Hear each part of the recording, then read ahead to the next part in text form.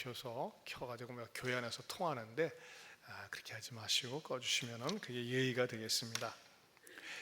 지난 시간에는 제가 창조적 소수란 누구인가에 대해서 말씀을 드렸습니다. 다수가 큰 일을 하지 않습니다.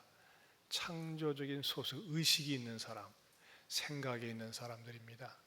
창조적 소수는 다수의 분위기에 의해서 부안해동되지 않습니다. 500명이나 주님이 승천하는 것을 보았지만 380명은 그냥 하나의 이벤트로 생각을 하고 각기 제 길로 갔습니다. 하지만 120명의 그 창조적 소수는 주님의 말씀을 붙들고 기다리면서 성령을 받아 초대교회를 이루는 것이죠. 건강한 그리스도인들은 약속의 말씀을 붙잡고 기다리면서 사는 사람들입니다.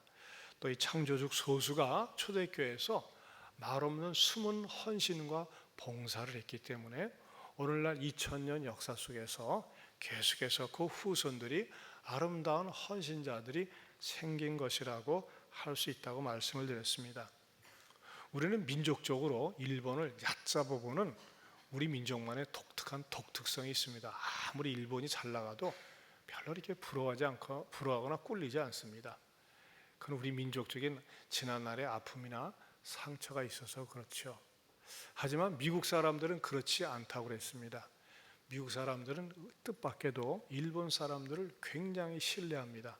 일본 사람들을 신뢰하는 데는 뭐가 있었습니까? 세계 2차 대전 때 442 연대라고 일본계 미국인들이 그 어려운 고지를 말없이 희생을 하면서 점령했을 때 심지어는 미국의 트루먼 대통령이 가서 당신들은 전투에서 이긴 것뿐만 아니라 편견에서 이겼다고 하는 유명한 말을 하면서 미국 사람들에게 깊은 신뢰감을 형성하게 되었습니다. 이들은 생기면서는 완전히 일본 사람들입니다. 하지만 미국에서 태어났기 때문에 일본계 미국인, 그러면서도 차별을 받고 멸시천대를 받았지만 자기의 조국은 미국이라는 그 사실 하나로 충성을 하면서 신뢰감을 형성했다고 그랬습니다.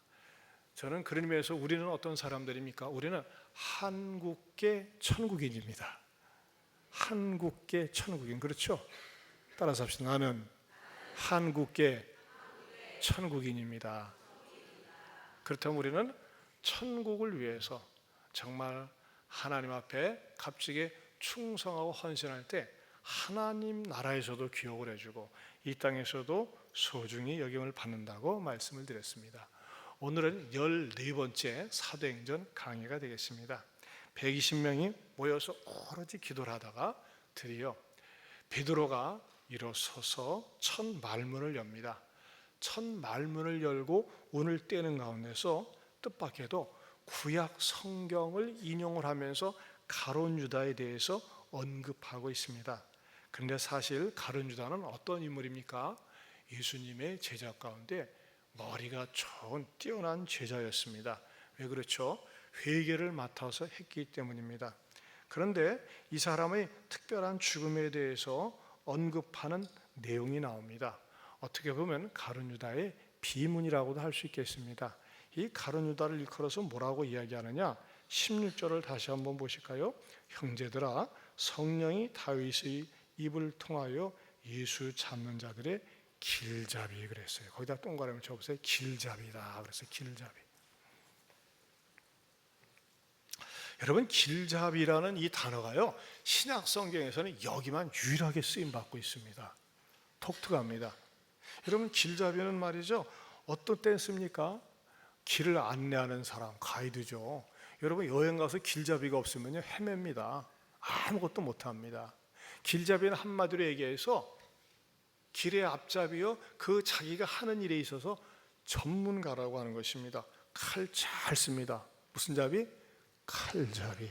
총을 잘 쏴요. 무슨 잡이? 총잡이. 예?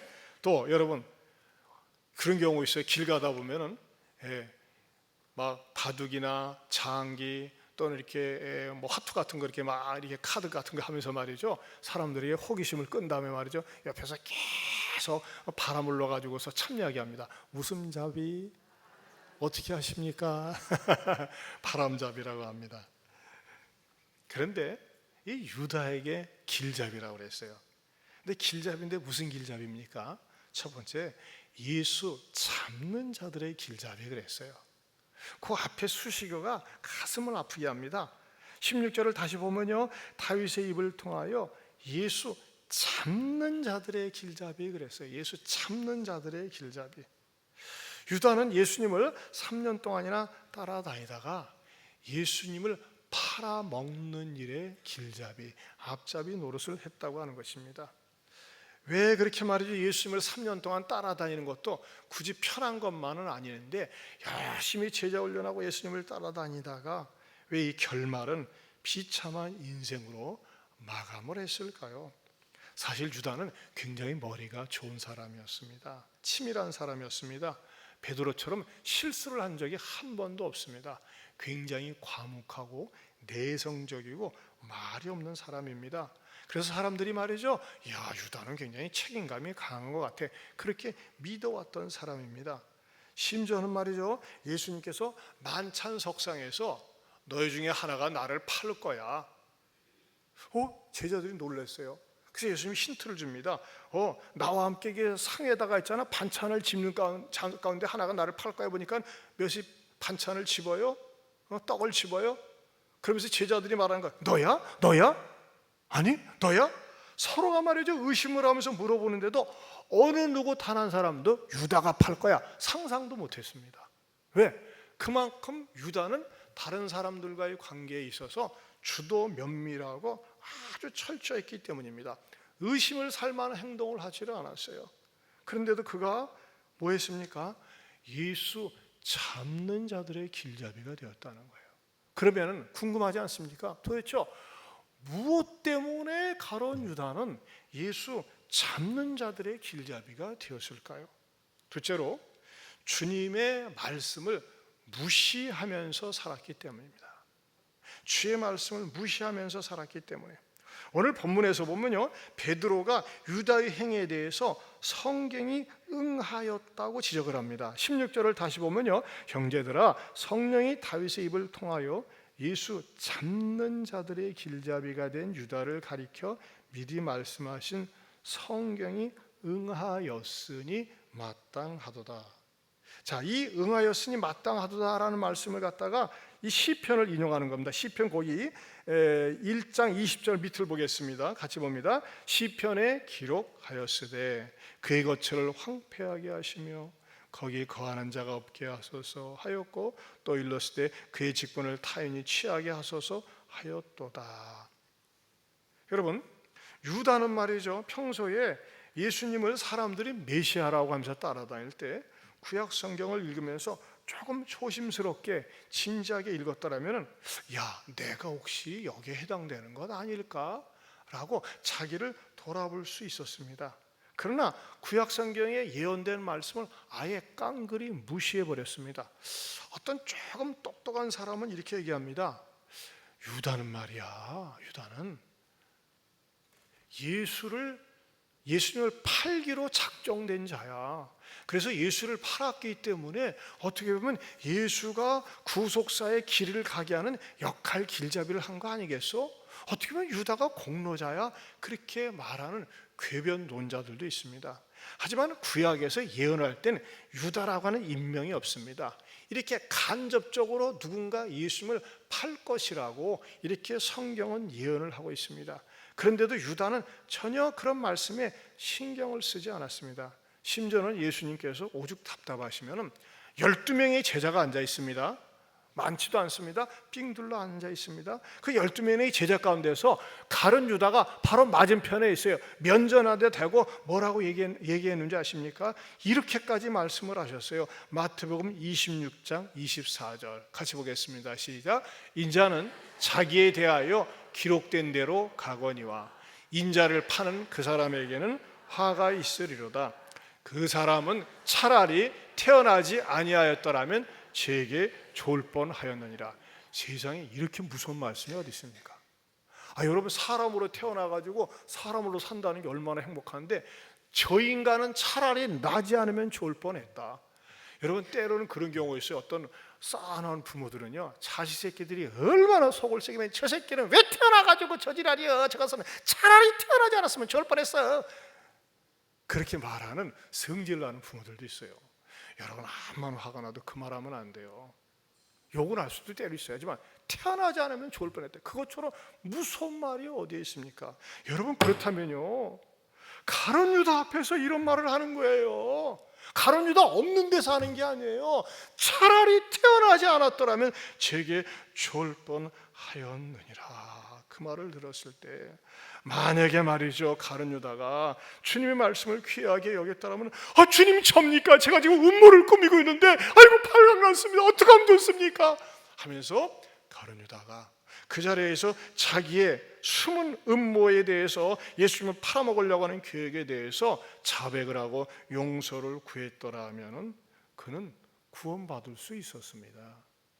그런데 어떻게 합니까? 누구 얘기하는 거지? 누구 얘기하는 건데 예수님 저렇게 열래? 아무렇지도 않았어요. 사람이 정직하고 단순하고 솔직하면요, 누가 누구를 지적하는 말을 또 얼굴이 뻘개지게 되어 있습니다. 수치감을 느끼는 게 사람이에요. 근데 사람이 많이 배울수록, 머리가 좋을수록, 전문적인 지식이 있을수록요, 양심의 가책다는 말을 들어 아무렇지 않습니다.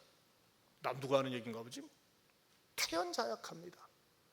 사람이 지성인이 되어져 가지고 죄를 많이 지을수록요, 전혀 얼굴색 하나 변하지 않고 거짓말 탐지기도 능히 통과할 수 있는 게 인간이에요. 여러분, 가룟 유다에게 우리 주님께서 마지막으로 기회를 주신 거예요. 차라리 태어나지 않았으면 좋을 뻔했다. 여러분, 이렇게 설교를 하다가도 말이죠, 여러분 졸지 마세요. 그렇게 졸면은 하나님 기뻐하지 않으세요면요, 졸다가도 눈을 탁 뜹니다. 그러나 악착같이 안 뜨는 분도 계셔요. 유아부실도 여러분 모처럼 와가지고 애들하고 잡담하지 마세요. 그럼 예배 시간은 잡담하는 시간인 줄 알아요. 야야 조용히 해, 목사님 저기 저 스크린 봐, 말씀 들어. 우리가 어떤 애들은 말이지, 애기인데 어려서부터 엄마 뱃속에서부터 다 스크린에서 저를 봐가지고 태어나자마자 저를 알아봐. 좋아가지고 막 쫓아오고 그래요.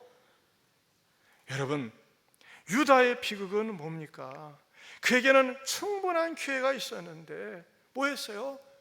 예수님이 그렇게 아픈 마음으로 얘기하는데 뭐 했어요? 무시를 해버렸어요. 여러분, 사람 무시하는 건 알죠? 사람이 딱 무시를 하면요, 쳐다보지도 않고 반응도 안 보입니다. 귀에 들어오지 않습니다. 여러분, 참 두려운 말씀입니다. 저를 향해서도 이야기하고 싶고 여러분을 향해서도 이야기하고 싶어요. 유다는 초신자가 아니에요.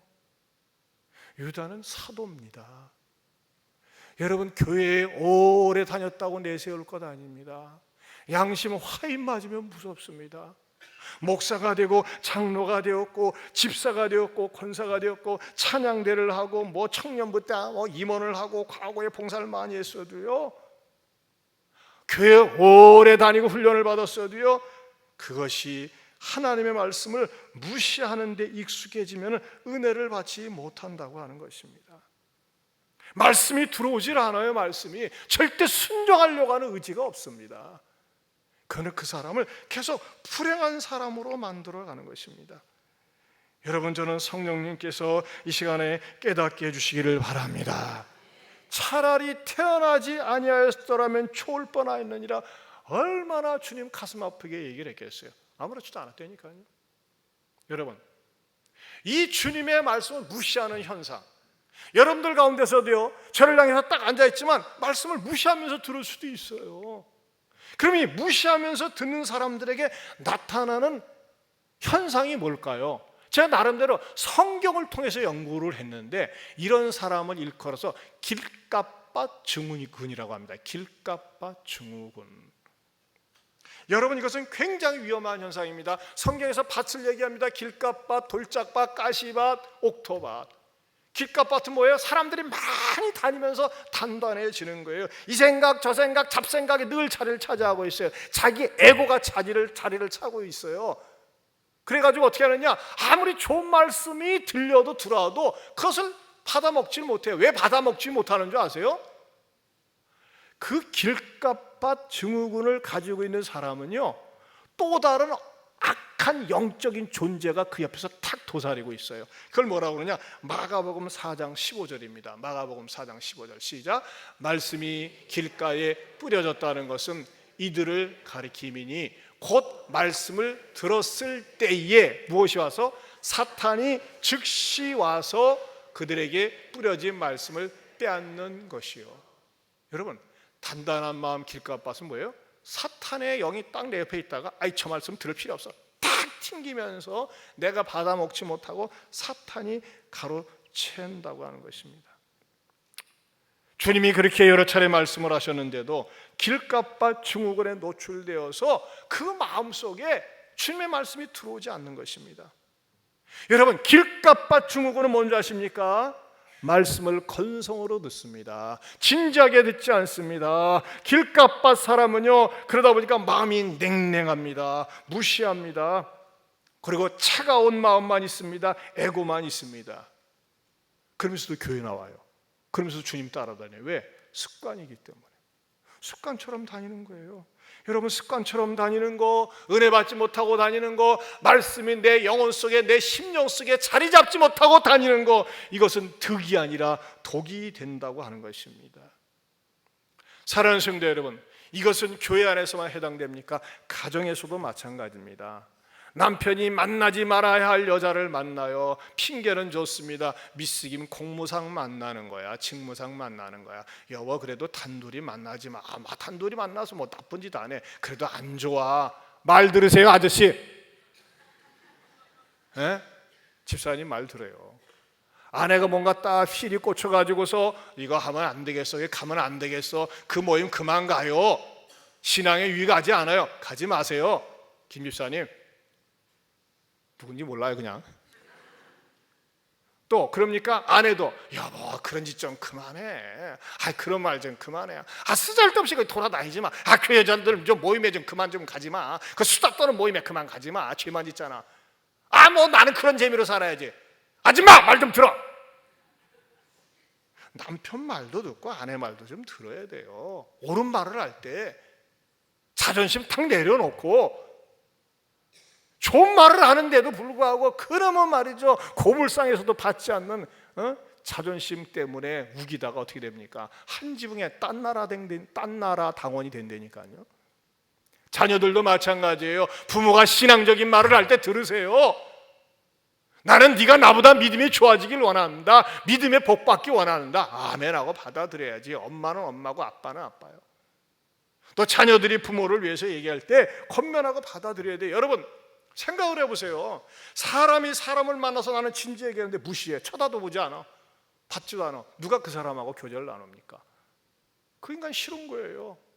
하나님의 말씀도 마찬가지예요. 강대상에서 이런 말씀이 선포되어질 때 그렇습니다, 나들라고 하는 말씀이군요. 내 순종하겠습니다. 들을 때 그 사람의 말씀의 축복의 주인공 되는 줄로 믿습니다. 세 번째로 부정적인 마음이 자리를 잡고 있었기 때문이라는 것입니다. 가룟 유다는 예수님을 열심히 따라다니면서 어떤 마음을 갖고 있었어요? 부정적인 마음을 갖고 있었어요. 예수님께서 한 번은요, 나사로의 집에 신방을 갔어요. 신방을 가서 이렇게 오찬을 나누는데 예수님의 동생 마리아가 자기가 가지고 있었던 비싼 향유를 예수님의 발에 붓고 세상의 여성의 그 머리카락으로 예수님의 발을 닦는 거예요. 그 향유가 온 집안에 퍼집니다. 예수님이 장례 치룰 것을 미리 연물하는 거예요. 미리 예수님에게 향으로 미리 닦아드리는 거예요. 예수님이 십자가 지심을 갖다가 내다보면서 정말 안타까운 마음으로 향유로 머리카락으로 닦습니다.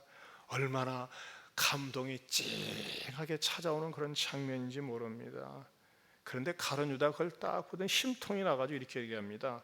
요한복음 12장 5절에 시작. 이 향유를 어찌하여 300데나리온에 팔아 가난한 자들에게 주지 아니하겠느냐. 아니, 말은 맞아요. 어머나, 이 300데나리온 1년 치발이죠. 연봉이라 합니다. 저 팔아가지고 가난한 자에 주지 말이죠. 말 자체는 맞아요. 하지만 말이죠, 이 가룟 유다는 뭘 몰랐어요? 구제사역과 구속사역의 차이점을 몰랐어요. 그 자리에는요, 만왕의 왕이신 예수님께서 구속사역을 위해서 마리아가 자기에게 가장 귀한 것을 쏟아붓는데 자기 깐에는 똑똑한 척하는 거예요. 잘난 척을 하는 거예요. 어째서 그런 일에 쓰지 않느냐 하면서 말이죠, 부정적인 마음을 가지고 있었습니다. 그리고 이 부정적인 마음은 마침내 분별력을 얻게 만들고, 이 부정적인 마음이 부정적으로 말을 하고 불행한 사람으로 인생을 마무리하게 하더라 이겁니다. 여러분, 우리가 이 부정적인 마음을 갖고 있으면요, 그걸 밀어붙이면요, 되려던 일도 안 되고 하려던 일도 멈춰지게 됩니다. 여러분, 그런 의미에서 우리들의 삶 가운데, 생각과 의식 가운데 부정적인 마음이 늘 자리를 잡고 툭 하면 부정적인 말을 내쏟습니까? 믿음으로 델리트 하시길 바랍니다. 믿음으로 지울 수 있길 바랍니다. 그거 고침받아야 됩니다. 치료받아야 됩니다. 부정적인 사람은요, 늘 불행한 생각을 하게 돼 있어요. 성경에서 부정적인 말, 부정적인 마음과 부정적인 생각, 말을 하다가 자기 자신과 집안과 온 나라가 쫄딱 망한 사건이 있어요. 이것은 스크린을 띄워드리지 않겠어요. 너무 중요하기 때문에 우리 성경 찾아봅니다. 민수기 13장, 구약 성경입니다. 페이지 수로는 216페이지. 216페이지는 어디에 나오느냐? 성경 맨 위를 쳐다보면 좌측에 페이지 수가 나와 있습니다. 좌측에 216페이지는 215페이지 다음에 있습니다. 민수기 13장, 민수기 13장. 성경 꼭 찾으세요. 안 가져오신 분은요, 가만히 계시지 말고 옆에 분에 쫓아가서 보세요. 성경 하나 정도는 갖고 다니세요. 성경 하나도 갖고 다니기 힘들면요, 빨리 천국 가셔야 돼요. 네? 성경 하나를 못 갖고 다니세요. 꼭 갖고 다니세요. 같이 보시고, 자, 민수기 13장 1절에서 3절 말씀 찾으셨으면 아멘. 같이 읽겠습니다. 시작. 여호와께서 모세에게 말씀하여 이르시되, 사람을 보내어 내가 이스라엘 자손에게 주는 가나안 땅을 정탐하게 하되 그들의 조상의 가문 각 지파 중에서 어떤 사람? 지휘관 된 자 한 사람씩 보내라. 모세가 여호와의 명령을 따라 바란 광야에서 그들을 보냈으니 그들은 다 이스라엘 자손의 모든 자라, 수령된 자라, 수령된 사람이라면서 말이죠, 그 지파 합격한 사람 12명이 쫙 16절까지 나와요. 그의 이름이 이러하니라. 루벤 지파에서는 삭골의 아들 삼마요, 시므온 지파에서는 호리 아들 사바시여서, 유다 지파에서는 여분네 아들 칼렙이 하면서 쭉쭉 나와요. 여기까지 다 굳이 읽을 필요는 없다고 싶습니다. 여러분, 60만 명 가운데서 12지파에서 한 명씩 뽑았어요. 경쟁률이 얼마일까요? 5만 대 1입니다. 이 5만 대 1이에요. 이 수령이라고 그러고 지도자고 했어요. 멍청이가 아니에요. 어중이 떠중이가 아니에요. 똑똑한 사람이에요. 분별력 있는 사람이에요. 체력 있는 사람이에요. 건강한 사람이에요. 지금 말이죠, 환경미화원도 체력이 없으면 안 뽑아요. 체력이 좋아야 됩니다. 그리고 스마트하고 명석하고 분별력이 있어야 돼요. 이 사람을요, 5만 대 1의 경쟁률을 뚫고서 뽑혔어요. 그리고 이 사람들이 말이죠, 가나안 땅을 정탐하는데 똑같은 장소에 12명이 몰려다니면서 말이죠, 정탐을 하고 지켜봅니다. 지켜보고 나서 보고를 하는데 어떻게 보고를 할까요? 13장 한 장 넘기셔가지고 25절에서 33절, 13장 25절은 한 장만 넘기면 됩니다. 어떤 분들은 한 장 넘기는 것도 힘들어요. 그 나라가 더 가깝습니다. 자, 25절부터 시작. 40일 동안 땅을 정탐하기를 마치고 돌아와 바란 광야 가데스에 이르러 모세와 아론과 이스라엘 자손의 온 회중에게 나와 그들에게 보고하고 그 땅의 과일을 보이고 모세에게 말하여 이르되, 당신이 우리를 보낸 땅에 간즉 과연 그 땅에 젖과 꿀이 흐르는데 이것은 그 땅의 과일이니이다.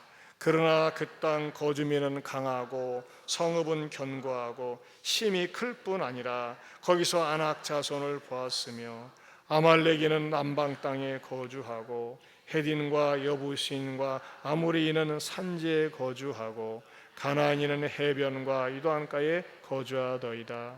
갈렙이 모세 앞에서 백성을 조용하게 하고 이르되 우리가 곧 올라가서 그 땅을 취하자 능히 이리라 하나 그와 함께 올라갔던 사람들은 이르되 우리는 능히 올라가서 그 백성을 치지 못하리라.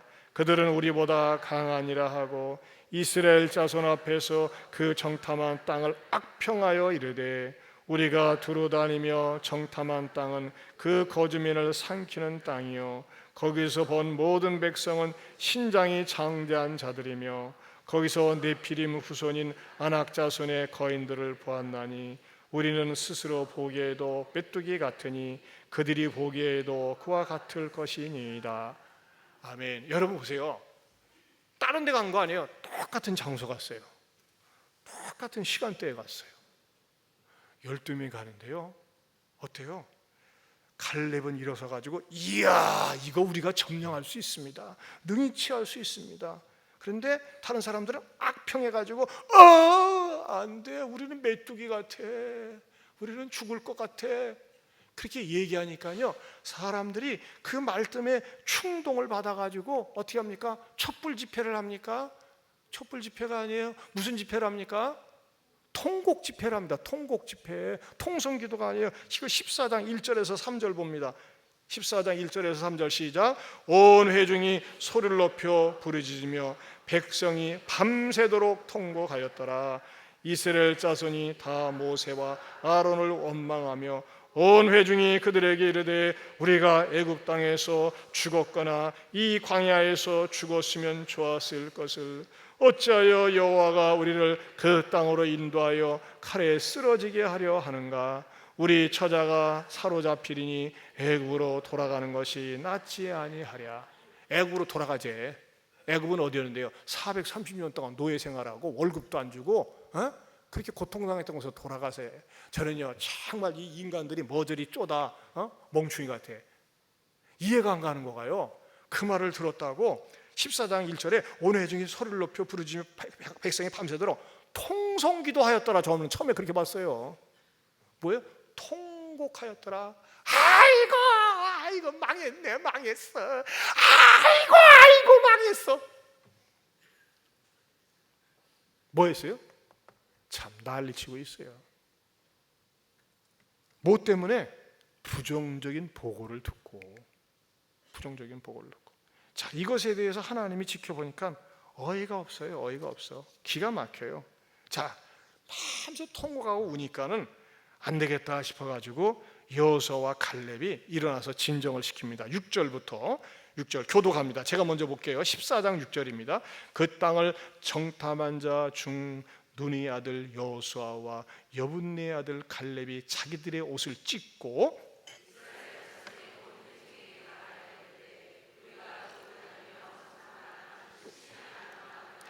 여호와께서 우리를 기뻐하시면 우리를 그 땅으로 인도하여 들이시고 그 땅을 우리에게 주시리라. 이는 과연 젖과 꿀이 흐르는 땅이니라.